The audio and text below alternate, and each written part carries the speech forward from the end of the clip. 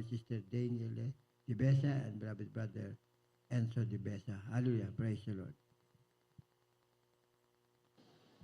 Hallelujah. Praise the Lord. Hallelujah.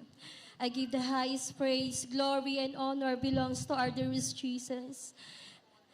And double respect to our dearly beloved parents in the Lord. And we always cherish and treasure the blessed teachings to our dearly beloved Honorable Pastor Wildy Estrada Almeda and our beloved Assistant Pastor Lina C. Almeda. And greetings din po to all beloved Almeda family. Praise the Lord po.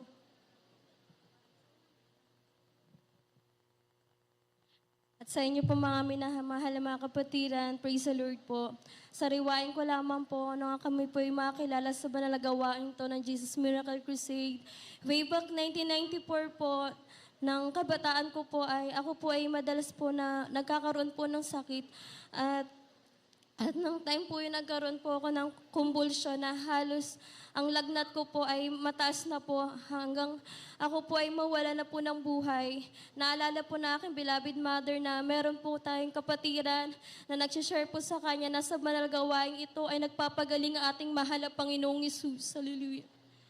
At ang mga oras na yun, tinanggap na aking beloved mother ang ating mahal na Panginoong Hesus. At sila po ay nilehens po nila ako sa pangudalangin na ating ginagalang mahal na pastor. Ako po'y pinagaling nating mahal na Panginoong Hesus at ay binalik po ang aking buhay. Hanggang sa mga oras ito, taglay ko po ang kagalingan na nagmumula sa ating mahal na Panginoong Hesus. Hallelujah. At pinasasalamatan ko sa ating mahal na Panginoong Hesus. Hindi man po karapat dapat. Ako po'y ginagamit ang mahal na Panginoong Hesus bilang isang mga awit sa kanyang banal na ubasan. Hallelujah. Hindi po ako karapat-dapat sa ating mahal na Panginoong Hesus, isang basahan lamang po sa kanyang harapan. 7 years old po ang aking beloved anak. Binigyan po kami ng paalala ng ating mahal na Panginoong Hesus. Nagkaroon po siya ng allergy sa pagkain po ng seafood. Samantalang lagi po namin yun nakain, hindi po siya nagkakaroon ng allergy. Nung hapon na yun, nung nakakain po siya, agad po siya nagkaroon ng mga pantal-pantal po sa katawan. Hanggang sa, nang gabi na po, buong katawan na po niya yung may allergy po. Nung time na yun, kami po ay nakatira po sa aming beloved Benan po, sa aming mga in-laws po. Nung gabi na yun, naisip po nila na dalhin po ang aking beloved son sa hospital po upang ipa-check up po. Ako po ay nagpaiwan po sa aming bahay at ako'y lumuhod sa ating mahal na Panginoong Hesus at nananalangin kung ano man po ang layunin ng ating mahal na Panginoong Hesus. Hallelujah. At pagka alas 12 po ng gabi, amin po inilabas sa aming mahal na anak sa ospital na yan at nagpirma po ang beloved husband ng waiver po. Ang paalala po ng doktor ang aming beloved son, kapag nag-worse po siya, hindi na po namin siya pwedeng ibalik sa ospital na yon. Hindi na po nila tatanggapin kapag inilabas po namin yon.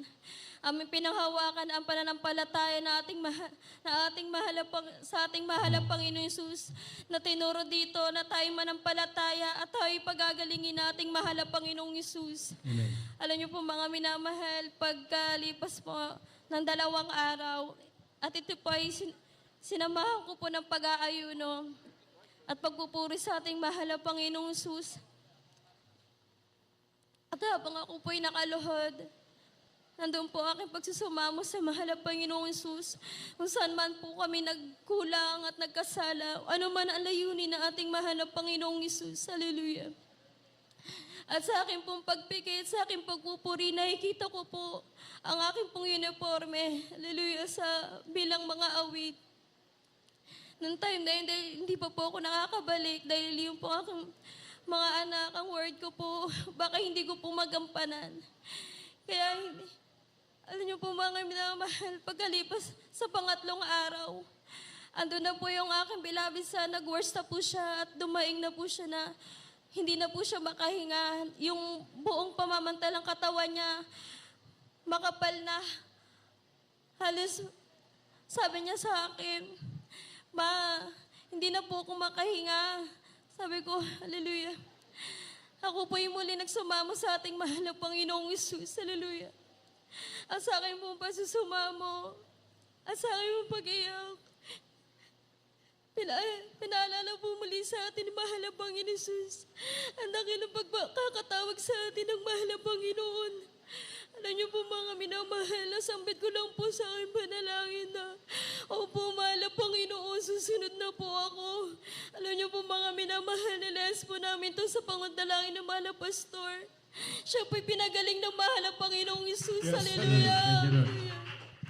Yung rashes po niya na makapal po, akin po tinititigan ng gabing iyon na siya pinakatulog para lang pong sumasama sa hangin na parang wala na po nangyari sa balat niya.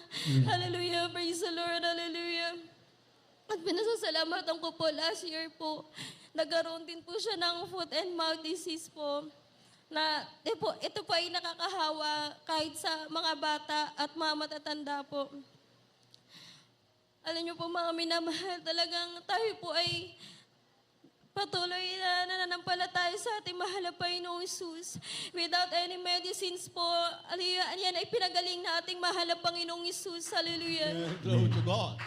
At pinasasalamatan ko po sa ating mahal na Panginoon sa last 3 years po. Ang aking pong mahal na kapatid ay nagkaroon po siya ng kaso. Sa madaling salita po, siya po ay nakulong po. Sa awa ko po sa aking kapatid, pumunta po ako doon sa kulungan at pinagpray ko po siya.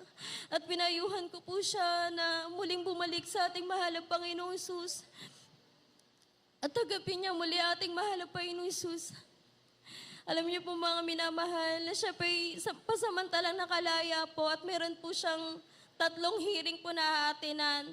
Kung sakali naman pong umaten po yung kabilang panig po, kahit isang beses lang po, sigurado matutuluyan po siyang makukulong.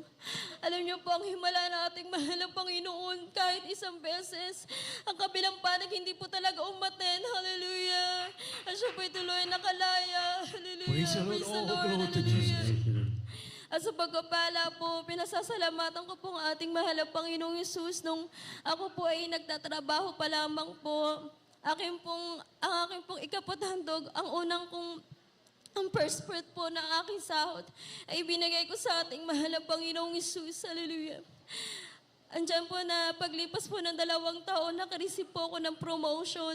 Hindi lang po basta promotion, mga minamahal. Ako po nilagay ng ating mahal na Panginoong Isus bilang supervisor po sa aming department. Hallelujah. Praise the Lord. Hallelujah. At dati po kami po ay nakikitira lamang po sa aming mga in-laws, palipat-lipat po. Hallelujah. Andyan ang pagkapala natin, mahal na Panginoon, binigyan po kami ng sariling bahay. Hallelujah. Hallelujah. At pinasasalamatan ko rin sa ating mahal na Panginoon at binigyan po kami ng sariling sasakyan na nagagamit sa ating banal na gawain, sa pagtungo sa ating banal na gawain. Hallelujah. Kaya't ang lahat ng kapurihan at pasasalamat ay tanging sa iyo lamang po, pinakamamahal namin Panginoon. Amen. Hallelujah.